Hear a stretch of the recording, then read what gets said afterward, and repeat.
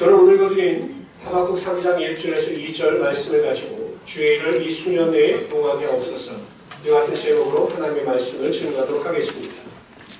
하박국 선지자는 우리가 잘 알고 있는 눈물의 선지자 예레미야와 동시대에 같이 활동했던 선지자입니다. 유대 멸망의 마지막 시기에 활동한 선지자의 하박국과 예레미야 선지자입니다.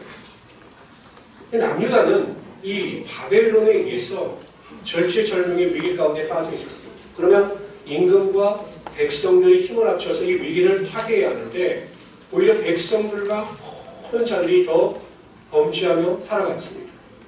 특히 가진 자들, 권력을 가지고 물질을 가진 자들이 물질이 없고 연약한 자들을 괴롭히고 그들을 힘들게 했습니다. 우리가 살고 있는 이 시대도 마찬가지지만 악이 득세하고 의롭게 사는 자들이 어렵지 않습니까? 이 시대도 마찬가지였던 거예요. 그리고 하박국 선지자가 하나님께 대하여 세 가지 질문을 던집니다. 왜 이 세상이 이렇게 부조리하냐? 근데 예레미야도 마찬가지예요. 예레미야 12장에 보면 예레미야도 똑같이 하나님 앞에 탄식합니다. 하나님은 그 질문에 대해서 대답하시요. 나는 반드시 악을 심판한다. 지금은 당장은 악이 번성하는 것 같지만 나는 공의의 하나님이 되기 때문에 반드시 악을 심판할 것이다 라고 말씀하십니다. 그러면서 하나님께서 이 하박국 선지자에게 강조하신 것은 너는 환경을 바라보지 말고 그 환경을 극복할 수 있는 믿음을 소유해야 한다. 의인이 살 수 있는 방법은 환경을 바라보는 것이 아니라 오직 믿음이다. 그래서 의인은 믿음으로 말미암아 살리라 라고 하는 말씀을 주셨습니다.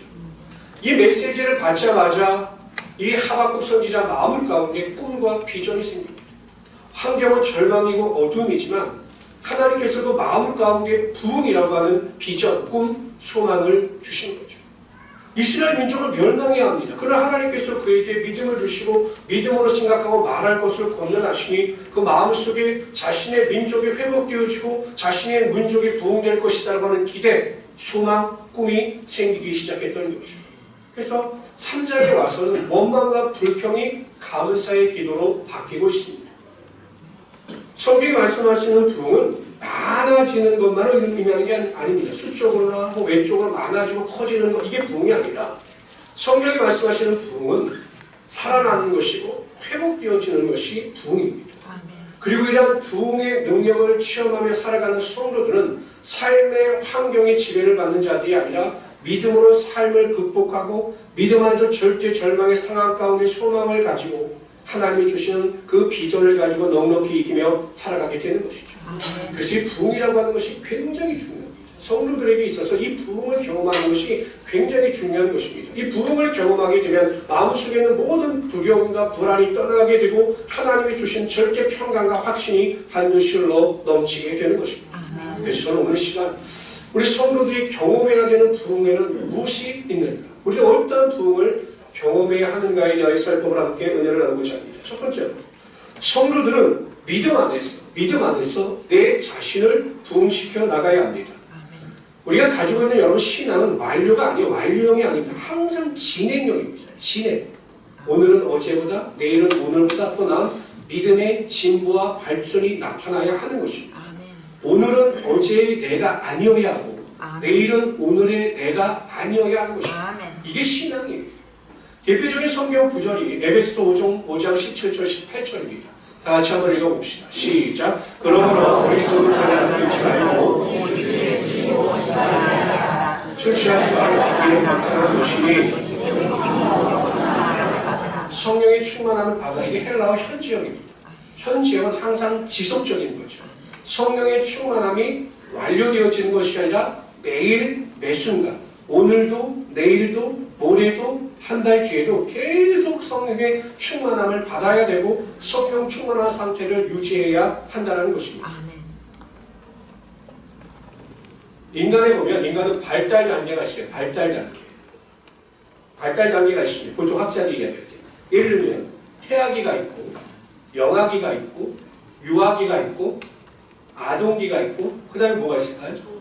청소년기가 있고 그 다음에요? 청년기가 있고 그 다음에 중년기가 있고 그 다음 노년기가 있고 그 다음 가시면 돼요. 이게 발달 단계가 있어요. 그러니까 이 인간은 태어나서 시간이 흐르면 지적으로나 육체적으로나 이 성숙의 단계를 밟게 되어 있는, 이건 자연스러운 거죠. 뭐 4살, 5살, 6살, 7살을 먹으면, 물론 이제 교육이라고 하는 것이 이제 뒷받침되면 자연스럽게 정신적으로나 육체적으로 이제 성장과 성숙을 이루어 나가게 되어 있습니다. 그런데 문제는 신앙생활은 그렇지 않다는 거예요. 교회를 1년 다니고 2년 다니고 3년 다니고 4년 다니고 교회를 많이 다닐수록 신앙이 성장하고 성숙하면 좋을 텐데, 문제는 신앙은 절대 그렇지 않다는 것입니다. 예수님께서 그래서 뭐라고 말씀하셨냐면, 먼저 된 자가 나중되고 나중된 자가 먼저 된다, 이렇게 말씀하셨어요. 예수를 일찍 믿었습니다. 예를 들어 이제 제가 이제 여쭤봐요. 신앙생활 언제부터 하셨습니까? 여쭤보면 모태신앙입니다 라고 이야기해요. 모태신앙.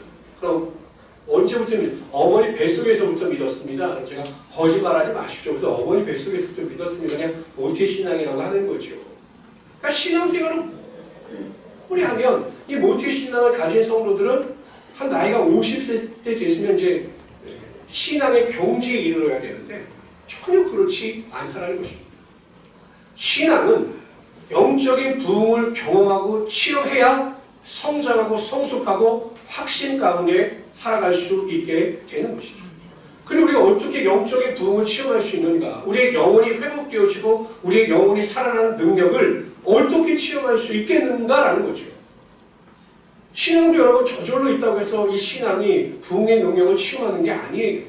하나님은 사모하지 않는 자의 입을 억지로 열어서 그 사람 입에 하나님의 은혜를 부어 넣어주시지는 않아요. 성경이 말씀하시는 그 부흥을 경험하기 위해서 가장 중요한 것은 그 부흥을 사모해야 한다는 것입니다. 예수님께서 승천하시기 전에 모인 제자들에게 말씀하셨습니다. 예루살렘을 떠나지 말고 모여서 기도하라. 제자들이 모여요. 부활을 목격한 사람들은 500명이었는데 끝까지 남는 사람들은 한 120명 정도밖에 되지 않습니다. 근데 성경에 뭐라고 기록하고 있냐면 그들이 기도에 힘썼다 이렇게 표현하지 않았습니다. 기도했다 이렇게 표현하지 않아요. 사도행전에 보면 저희가 지금 가지고 있는 것은 개역 개정이지만 개역 개정 이전의 개역은 전혀 기도에 힘썼다라고 얘기합니다. 전혀. 근데 개역 개정 이렇게 풀어서 해석합니다. 오직 기도에 힘썼다.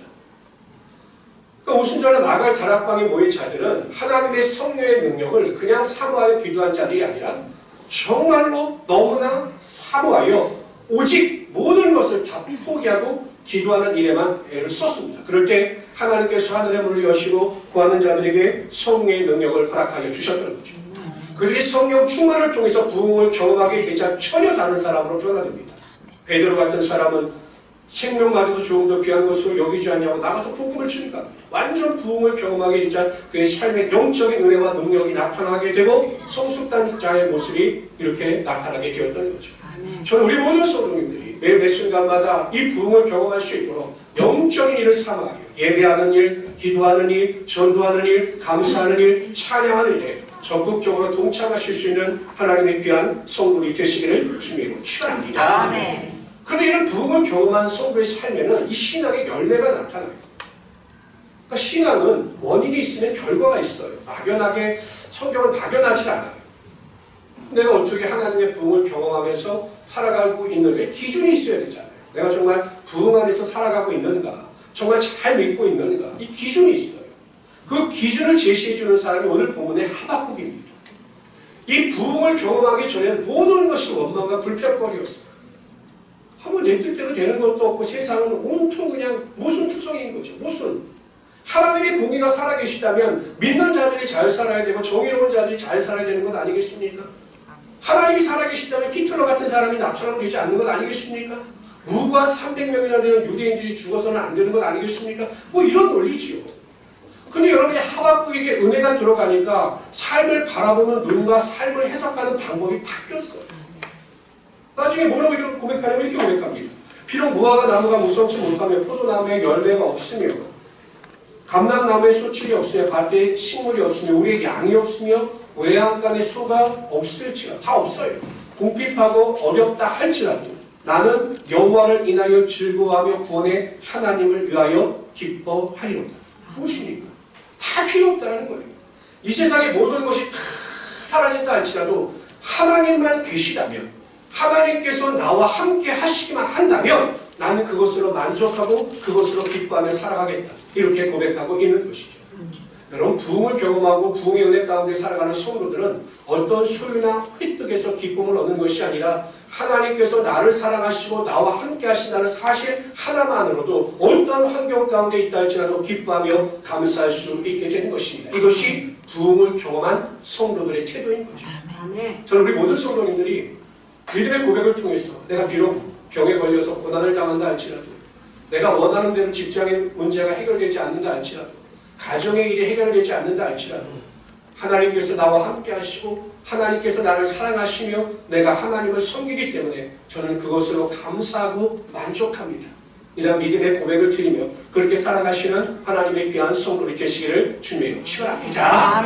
두 번째로요, 성도들은 믿음 안에서 매일 가정의 부흥을 경험해야 합니다. 하나님께서 최초로 만드신 공동체가 가정이에요. 인간이 독초하는 것이 아름답지 못해서 어떻게 하셨습니까? 잠자고 있는 불쌍한 아담의 갈비뼈를 떼셔서 아름답고 화려한 여자를 만드셨어요. 아무것도 모르는 아담은 하와의 겉모습만 보고 내 살 중에 살이요 뼈 중에 뼈라 라고 고백했죠. 그러한 고백이 얼마나 후회스러운 고백이었는가는 얼마 가지 않아서 깨닫게 됩니다. 근데 여러분, 이 가정이라고 하는 공동체가 가장 본질의 공동체예요. 이 가정을 통해서 사람들은 큰 영향을 받습니다. 태어나서 가장 많은 시간을 보내고 가장 큰 영향력을 미치는 것이 여러분 가정입니다. 부모들은 학교 교육에 아이들을 위탁한다고 하지만 여러분 생각해보세요. 가정에서 보내는 시간이 많겠습니까? 학교에서 보내는 시간이 많겠습니까? 가정에서 보내는 시간이 훨씬 많아요. 그렇기 때문에 이 가정을 통해서 아이들이나 부부간에 미치는 영향력이 큰 겁니다. 신앙도 마찬가지입니다. 신앙에서 가장 큰 영향을 미치는 것이 가정이에요. 아내의 신앙에 가장 큰 영향을 미치는 것도 남편의 신앙이에요. 남편에게 가장 큰 영향을 미치는 것도 아내의 신앙입니다. 자녀들에게 가장 큰 영향을 미치는 것이 부모의 신앙이에요. 근데 이런 문제는 내가 요즘에 성도들을 만나보고 또 많은 목사님들을 만나보면 이 기독교 가정이 붕괴가 되고 있어요. 특히 이 자녀들이 믿음 안에서 크게 벗어나고 있습니다. 목사님들 만나서 이렇게 이야기해보면 걱정인 거예요. 가정이 무너진다는 거죠. 가정이 무너져서 자녀들이 교회 안 나오는 것은 이제 다반사라는 겁니다. 근데 여러분, 어찌 보면 이게 당연한 일일지도 몰라요. 세상에서 가장 힘든 농사가 무슨 농사입니까? 자신농사. 경험해보죠. 세상에 제일 힘든 게 자신농사입니다. 내 뜻대로 되지 않는 것이 자녀예요. 그런데 성경에 보면 성경에도 그런 일이 일어났어요. 여러분, 사사 중에서 가장 잘 아는 사사, 유명한 사사가 누굽니까? 기드온이죠. 기드온이 나중에 큰 부인을 둬서 무려 70명의 자녀를 출산해요. 근데 그것으로 만족했으면 좋을 텐데 마지막에 첩을 얻어서 아들을 낳는데 그 아들이 아비멜렉이에요. 그럼 그 아들을 잘 양육했어야 되는데 이 아비멜렉은 완악한 자라 자신이 사사가 되기 위해서 어떻게 하느냐? 그 배다른 형제들을 다 70명을 죽여요. 그 위대한 기드온 사사 같은 자도 자녀 교육에 실패했죠. 또 여러분, 사무엘하면 얼마나 위대한 선지자입니다. 근데 사무엘도 자신 농사에 실패합니다. 보십시오. 다 같이 읽어봅시다. 시작. 사무엘이 늙음에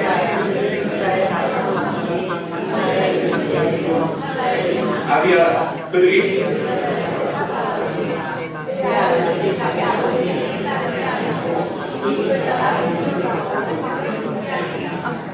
사무엘이 얼마나 위대한 사람입니까? 근데 그래도 자녀 교육에 실패해요.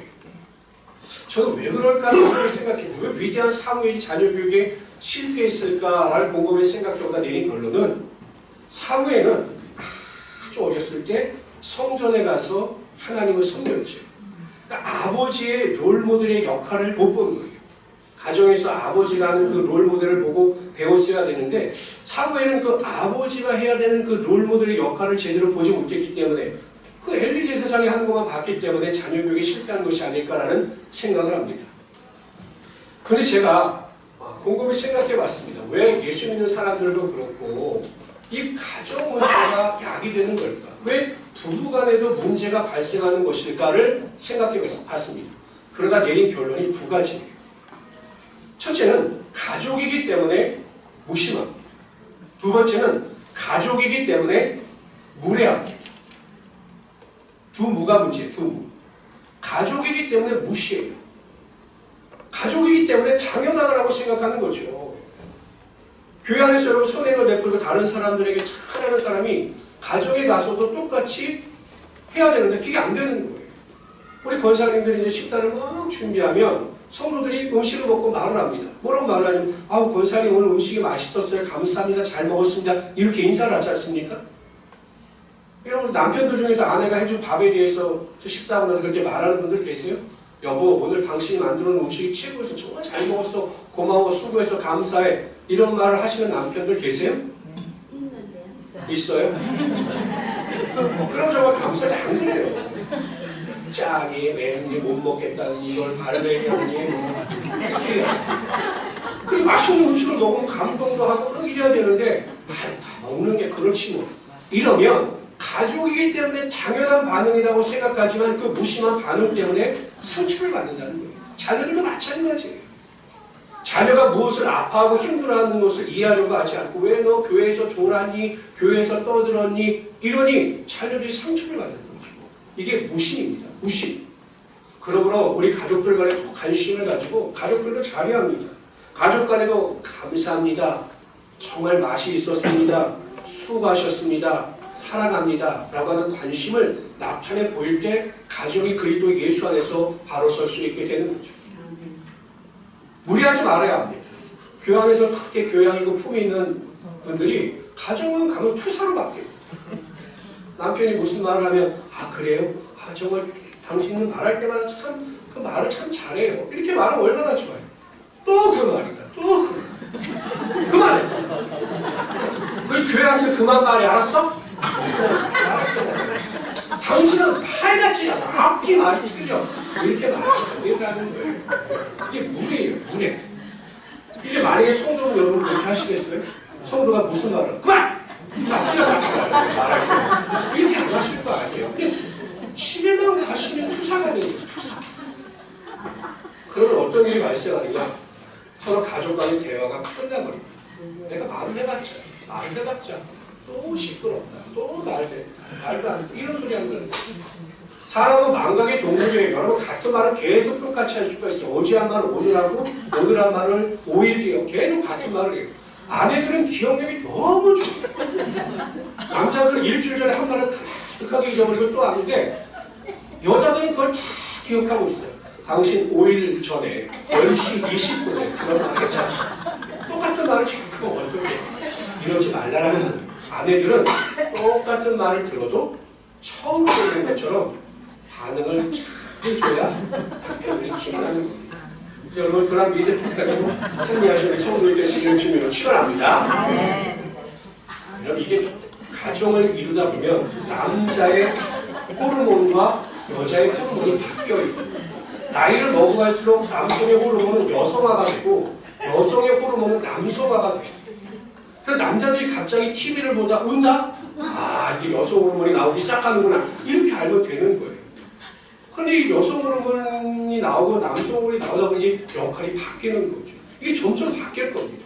그걸 잘 하시고 절대 무례하게 행동하지 마시고 무례하게 말하지 마시고 항상 부부간에도 예의를 갖춰서 말하시는 우리 성도님 되시기를 주님의 이름으로 축원합니다. 제가 이렇게 설교하면 이렇게 생각하는 분들이 있어요. 아, 목사님이 많이 가정에서 당하셨는다. 저희는 존댓말을 써요. 존댓말. 저희는 되도록 존댓말을 써요. 여러분 가정에서 부흥을 체험하며 살아갈 수 있는 우리 성도님 되시기를 주님으로 축원합니다. 세 번째로 성도들은 믿음 안에서 교회의 부흥을 경험해야 합니다. 교회의 부흥은 하나님의 뜻이에요. 왜냐하면 오순절날 마가의 다락방에 성령의 능력이 임하고 교회는 폭발적으로 부흥했습니다.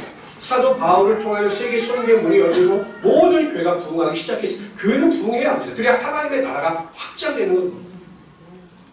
교회가 많아지고 성도수가 많아질수록 결국에는 이 하나님의 나라가 확장되어지는 이것이 하나님의 뜻입니다. 그러므로 우리 모든 성도님들은 이 교회에 대한 꿈과 비전을 가지고 부흥을 위해서 노력할 수 있어야 합니다. 그리고 그러기 위해서 첫 번째, 전도하는 일에 최선을 다해야 합니다. 때는 어떤지 못 어떤지 간에 우리는 그리스도의 복음의 능력을 가지고 많은 자들에게 나가서 복음을 전파할 수 있어야 되는 거죠. 그럴 때 하나님께서 우리에게 위대한 능력을 허락하여 주셔서 하나님의 열매가 나타나게 하여 주시는 겁니다. 여러분 생각해 보십시오. 하나님께서 위대한 능력을 누구에게 주실까요?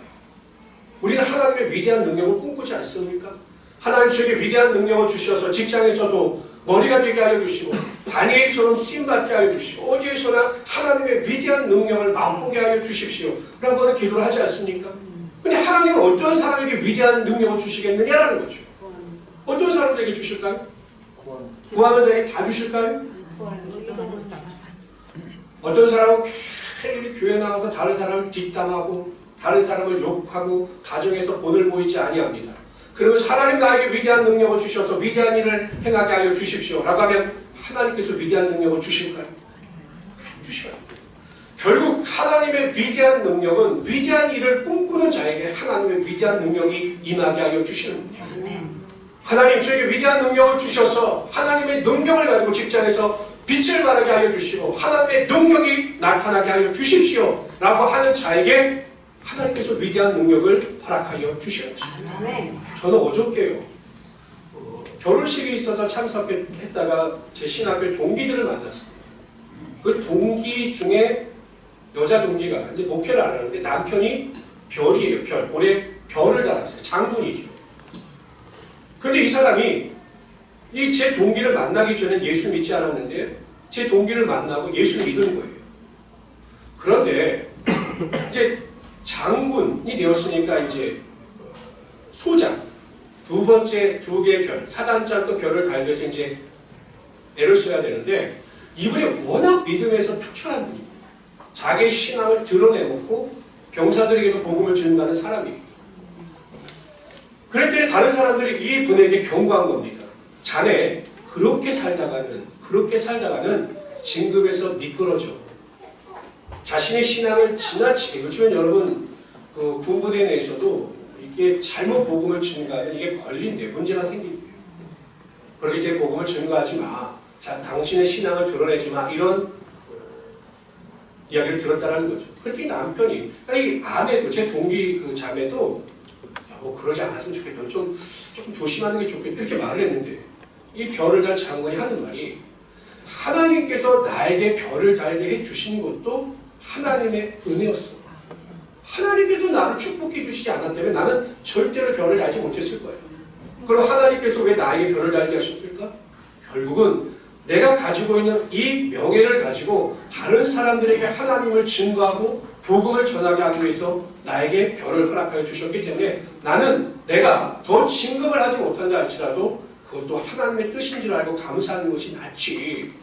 하나님께서 나를 이렇게 높여주셨는데 내가 하나님의 영광을 드러내지 아니하고 나의 영달을 위해서 하나님의 복음을 증거하는 일을 포기한다면 그건 하나님께서 원하시는 것이 아니야. 이렇게 아내에게 이야기했다는 거예요. 제가 너무 감동을 받아서 그 자리에 이름을 적어왔습니다. 이관섭 소장. 새벽마다 제가 기도할 겁니다. 하나님 위대한 일을 꿈꾸는 그에게 하나님의 위대한 능력이 나타나게 하여 주셔서 하나님의 영광을 드러내게 하여 주십시오. 저는 이렇게 기도할 겁니다. 왜 우리에게 그런 배짱이 없습니까? 위대한 일을 꿈꾸는 자에게 위대한 능력을 주시는 그 하나님에 대한 믿음이 왜 없느냐라는 거죠. 저도 마찬가지입니다. 위대한 일을 꿈꾸며 전도하는 자에게 하나님께서 반드시 전도의 능력이 나타나게 하여 주시는 것입니다. 사람들은요 자꾸 내 능력에 맞는 일을 구해요. 내 능력이 80이면 80의 일을 구해요.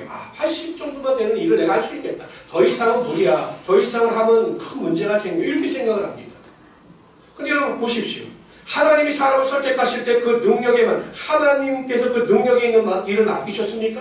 기도원에게 그 기도원의 능력에 있는 일을 맡기셨습니까? 아니에요. 하나님은 일을 맡기시고 그 일에 맞는 능력을 부어주시는 하나님이 되시는 거죠.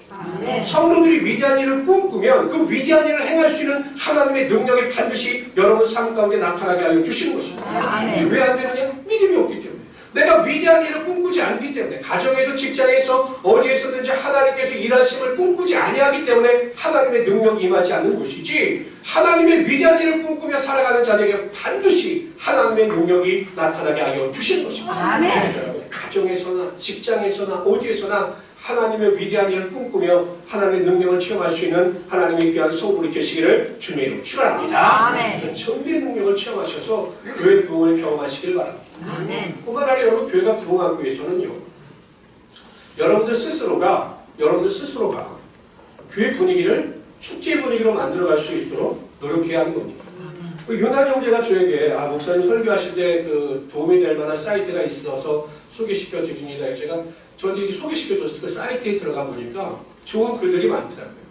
우리 윤한 형제하고 제가 이렇게 보다가 감동을 받은 회사가 하나가 있는데, 미국에 지금 트레이드 조라고 하는 그 신선식품 유기농 슈퍼마켓입니다. 이 트레이드 조. 근데 여러분, 지금 우리나라는 오프라인에서 온라인으로 바뀌어요.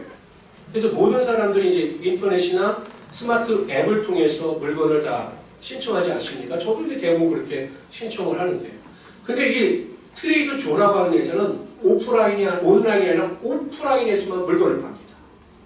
그러니까 앱, 온라인 인터넷 자체를 하지 않아요. 굉장히 불편하잖아요. 그러니 이 회사에 사람들이 들어가려고 줄을 서는 거예요. 그러니까 물건을 사기가 힘드니까 어떤 사람들은 이 회사에서 물건을 사서 자기가 인터넷에서 돈을 막 팔아요. 그래서 1년에 4천만 원씩 돈을 버는 사람들도 있다는 거죠. 그래서 어떤 사람이 이 트레이더 조라고 하는 회사가 무슨 장점이 있길래 이렇게 사람들이 열광하는가라고 궁금해서 1년 동안 잔입 취재를 했어요. 근데 이 회사의 특징이 무엇이냐면, 사람을 뽑을 때 활동적이고 대인관계가 좋은 사람을 우선적으로 뽑아요. 근데 교육을 시킵니다. 열정을 가지고 일할 것을 교육을 시켜요. 그러면서 이 사람들을 매장에 풀어놓는 겁니다. 이 사람들이 매장에 사는 일이 뭐냐면, 이 분위기를 축제 분위기로 만드는 거예요. 신나는 분위기로 만나면 사람들이 그 매장을 찾아와서 그 분위기 때문에 힐링이 되는 거죠. 힐링. 사람을 만나고 마음이 즐거워지고 기뻐지니까 이 매상도 올라가는 것이고, 그래서 사람들이 점점 그 매장을 찾게 된다는 겁니다. 막 직원들이 하와이안 이렇게 남방을 입고 막 근무하기도 하고, 우리나라처럼 이렇게 경직된 것이 아니라 그렇게 축제 분위기를 만들어 간다는 것이죠. 한번 여쭤보죠. 여러분들은 그 장례식장에 가는 게 좋으십니까? 벚꽃 축제 가는 게 좋으십니까? 벚꽃 축제. 장례식장 가는 게 좋으신 분하고 손 들어보세요. 벚꽃 축제 가시는 거 좋으신 분하고 손 들어보세요. 누가 장례식장 가서 그 우울한 분위기를 즐기겠어요? 축제 분위기 있는 곳에 가기 좋아하죠. 마찬가지입니다. 성도들은 어떤 교회 오기를 좋아할까요? 성도들은 입장을 바꿔놓고 생각하는 똑같은 거예요. 교회 왔는데 분위기가 우울하고, 성도들은 항상 얼굴에 내초자가 그려져 있고, 항상 심각하고, 고난의 예수님만 기억하고, 이런 교회가 아니라, 오면 뭔가 교회가 살아있고 생동감이 있고 기뻐하고 즐거워하고 서로 보듬어주고 사랑하는 이 축제 분위기를 가지고 있는 교회가 사람들을 감동시킬 수가 있다는 것입니다. 아멘. 참 이상한 게요. 사과가 있죠. 그럼 썩은 사과가 하나가 있어요. 그럼 그 썩은 사과를 괜찮은 사과를 섞어 놓으면 다른 사과도 다 썩어요. 대다수의 사과가 건강하고 괜찮은 사과인데 이 썩은 사과 하나 때문에 온전한 사과도 못 먹게 되는 거죠. 마찬가지입니다. 이 교회라고 하는 곳에서 나 하나면 괜찮겠지 하고 하는 이 생각이 다른 사람들에게 좋지 않은 영향을 미쳐서 교회 전체 분위기가 다운되게 만드는 거예요. 그러니까 나 하나면 괜찮겠지, 이게 아니라 우리 모든 성도들 한 사람 한 사람이 그래 교회를 정말 잔치집 분위기로 만들고 행복한 분위기로 만들어야 되겠다라고 노력하고 기도할 때 들어오는 사람들마다 이 영적인 분위기를 통해서 은혜를 받고 하나님의 큰 영광을 쫓아 살아갈 수 있게 되는 것이죠. 아멘. 그래서 부흥을 경험할 수 있는 하나님의 귀한 성도들이 되시기를 주님의 축원합니다. 네 번째로 성도들은 믿음 안에서 국가의 부흥을 경험해야 합니다. 하나님은 남유다가 하나님께 대하여 범죄하였을 때 선한 자들이 있었지만 그 남유다를 전부 멸망시키셨어요. 선한 자들도 고통을 당해야 했죠. 주전 586년에 바벨론을 통해서 남유다가 멸망을 당합니다. 그리고 600년이 흐른 뒤에, 한 670년이 흐른 뒤에 여전히 이스라엘 민족이 범죄할 때 하나님은 그 로마의 디도 장군을 통해서 예루살렘 성을 철저하게 멸망시키죠. 도리에 돌 하나 남지 않을 정도로 이스라엘 민족이 멸망을 경험합니다. 그리고 어떻게 됩니까? 1948년 5월 14일 팔레스틴에 이스라엘 국기가 세워지고 독립을 선포할 때까지 약 1900년 동안 이스라엘 민족은 국가 없는 민족으로, 유랑민족으로 이 세계를 떠돌아 다녀야 했습니다. 여러분, 하나님은 믿는 의인들의 하나님은 뿐만 아니라 믿지 않는 자들의 하나님이 되시기도 합니다. 하나님은 이 세상을 말씀으로 창조하셨고 이 세상을, 이 역사를 주관하시는 역사의 주인공이 되시는 겁니다. 우리가 믿는 우리의 하나님이실 뿐만 아니라 믿지 않는 자들의 하나님도 되시는 거예요. 보세요. 메대와 바사의 고레스 왕을 통해서 하나님께서는 이스라엘 민족을 회복시키셨고 그들을 포로에서 고국으로 돌아가게 하여 주셨습니다. 이 나라 이 민족, 우리나라가 세워졌어요. 대통령이 있고 뭐 산부 요인이 있고 정치하는 분들이 있습니다. 믿지 않는 사람들도 있고 믿는 사람들도 있습니다. 그러나 그 배후에는 하나님이 계셔서 이 나라 이 민족의 주인으로 이 민족의 역사를 이끌어 가시는 분이 바로 하나님이신 겁니다. 아멘. 그렇죠. 여러분 대통령이나 뭐 국회의원들이나 좋아할 수도 있고 싫어할 수도 있어요. 그럼 뭐 여러분 정치적인 기호에 따라서 뭐 나는 대통령이 좋다, 대통령이 싫다 할 수 있죠. 그러나 대통령에 대해서는 여러분 비난하지 말아야 합니다. 하나님이 세운 권세 앞에 대해서는 그들을 위해서 기도하고 위정자들을 위해서 기도하는 것이 맡은 자들의 본분이에요. 그럴 때 하나님께서 이 나라 이 민족을 통해서 하나님의 부흥의 능력이 다시 한번 나타나게 하여 주실 것입니다. 아멘. 이 시대가 여러분 예수 믿는 사람들의 국가적 책임이 더 대두되는 시대입니다. 국가적으로 정말 영적으로 너무나 어려운 시대입니다. 교회는 점점 줄어들고 있고 이단들이 득세하며 악의가 득세하는 시대가 이 시대입니다. 그러므로 성도들은 항상 깨어서 기도함으로 이 나라 이 민족에게 다시 한번 영적인 부흥의 능력이 나타나고 하나님의 공의와 하나님의 정의가 하수같이 흘러 넘칠 수 있도록 항상 깨어 기도할 수 있어야 하는 것입니다. 아멘. 이 민족의 주인은 하나님이십니다. 하나님께서 반드시 이 민족을 부흥시키실 것이고 이 민족을 회복시키실 것입니다. 아멘. 그 일에 대해서 최선을 다하여 기도하시고 그러한 부흥의 능력을 체험할 수 있는 우리 성도들이 되시기를 주님으로 축원합니다. 아멘. 뿐만 아니라 이 나라 이 민족의 교회들과 성도들을 위해서 기도하시기를 바랍니다. 많은 교회 목사님들, 큰 교회 목사님들이 하나님의 말씀에 바로 서게 하여 주시고 성도들이 상처를 받지 않게 하여 주시고 모든 교회들이 깨어 기도하게 하여 주심으로 교회가 교회되게 하여 주시고 성도가 성도되게 하여 주셔서 하나님의 빛과 소금의 역할을 감당해 나갈 수 있게 달라고 항상 우리 교회가 책임감을 가지고 이 민족의 교회와 나라를 위해서 기도할 수 있어야 하는 것입니다. 그런데 반드시 하나님께서 이 민족을 사랑하시기 때문에 이 나라를 사랑하시기 때문에 하나님의 부흥이 이 민족과 교회와 성도를 통해서 반드시 흘러 넘치게 될 것입니다. 아멘. 우리는 매일 삶 가운데 부흥을 경험해야 합니다. 첫째, 내 자신의 부흥을 경험하는 것이 제일 중요합니다. 영적인 것을 사모하십시오. 위대한 일을 꿈꾸십시오. 그러면 반드시 하나님께서 여러분의 삶에 매일 그 리바이벌, 부흥의 능력, 다시 삶의 능력, 회복의 능력이 나타나게 하여 주실 것입니다. 아멘. 두 번째, 가정의 부흥을 경험하시기를 바랍니다. 영적으로 가정이 살아나고 가정이 화목해지고 가정이 사랑 가운데 거할 수 있도록 가정의 부흥을 꿈꾸고 경험할 수 있는 우리 성도들이 되시기를 바랍니다. 세 번째, 교회의 부흥을 경험합시다. 전도하는 일 최선을 다하고 내가 교회의 일원으로서 교회의 부흥을 위하여 나를 철저하고 교회를 축제의 분위기로 만들어서 많은 자들에게 그리스도의 복음의 행복을 전할 수 있는 우리 교회를 만들어 가시기를 바랍니다. 네 번째, 나라의 부흥을 경험합시다.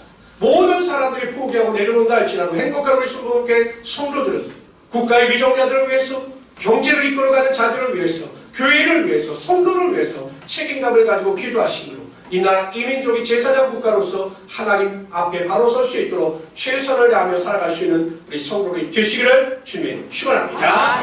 기도하겠습니다.